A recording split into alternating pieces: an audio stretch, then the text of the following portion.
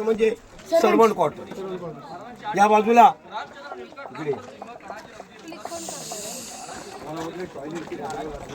सगळ्या मंत्र्यांची वाडी या साईडला त्याप्रमाणे आताच्या मंत्र्यांचे सरकारी बंगले असतात त्याप्रमाणे खालती बघ ये खालती बघ दाग्या पाहिजे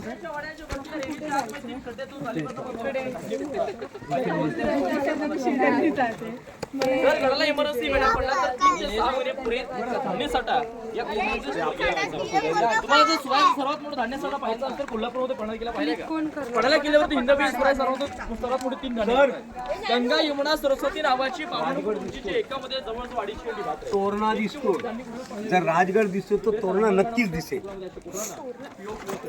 कोण रे बाबा चल आले का सगळे सर या बाजूला या पुढे या चला. मी तुम्हाला म्हटलेलं होतं की राणी वशामधली टॉयलेटची रचना पलीकडच्या बाजूला तोडलेली आहे. मी तुम्हाला पुढे गेल्यानंतर राष्ट्रप्रधान मंडळांची जी कार्यालय आहे सर समोर बघा हे जे खाली जे पडकेवाडे दिसतात का तुम्हाला या भागाला राष्ट्रप्रधान मंडळांची कार्यालय म्हणतात. ही कार्यालय थोडक्यात हे 16व्या शतकामध्ये आपल्या महाराष्ट्राचं मंत्रालय होतं. आणि बघा मी दगड मारतोय बघा ते बघा तिथले का तिकडे ती टॉयलेटची भांडी. अच्छा अच्छा हा इकडची भांडी समजली ना नक्की समजली ना सगळ्यांना.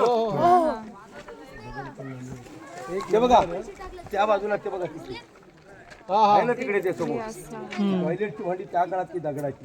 आणि ही राष्ट्रप्रधान मंडळांची कार्यालय थोडक्यात ते 16व्या शतकामध्ये आपल्या महाराष्ट्राचं मंत्रालय होतं. बरं इथे समोर उभे राहा आणि सर माझ्या बोटाच्या सळ बघा समोर एकदम पुढे बघा जो ढगांमध्ये अस्पष्ट उंच दिसतो दोन्ही बाजूला सळ आहे आणि मध्ये थोडासा उंच आहे बघा तो राजगड हिंदवी स्वराज्याची पहिली राजधानी. मी तुम्हाला म्हटलं ना वातावरण जर स्वच्छ असेल तर रायगडहून 8 किल्ले दिसतात त्यापैकी एक मी तुम्हाला दाखवला तो राजगड. त्याच्या बाजूला तोरणा आहे. पुढे गेल्यानंतर मी तुम्हाला तोरणाही दाखवेन. समोर जी जाळी ठेवलेली कोठडी आहे ना इकडे मागे या मागे सारखा मागे थांबा सर. समोर जी जाळी ठेवलेली कोठडी खाली 22 फूट खोल आहे मधली 20 फुटांची शेवटची 11 फूट खोल आहे. या 3 कोठड्यांना धान्यांचं पेव कोठार म्हणतात. हे पेव आहे कोठार आहे ते धान्य साठवलं जायचं ग्रॅनरी वरून ओतलं जायचं आणि खालून काढून घेतल्याचं पेवाची रचना तुम्हाला माहिती आहे इमर्जन्सी स्टॉक. आता तुम्ही जर पन्हाळ्यावर गेला असाल ना सर तर पन्हाळ्याची पेव आणि या पेवात फरक आहे.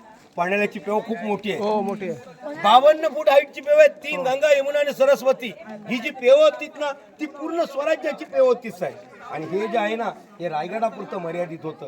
रायगडाला वेढा पडला तर 4-6 महिने लोकांना जगवायला हवं तेव्हा हे पेव पडलेला धान्यांचं पेव कोठार म्हणतात. इमर्जन्सी स्टॉक इथे केला.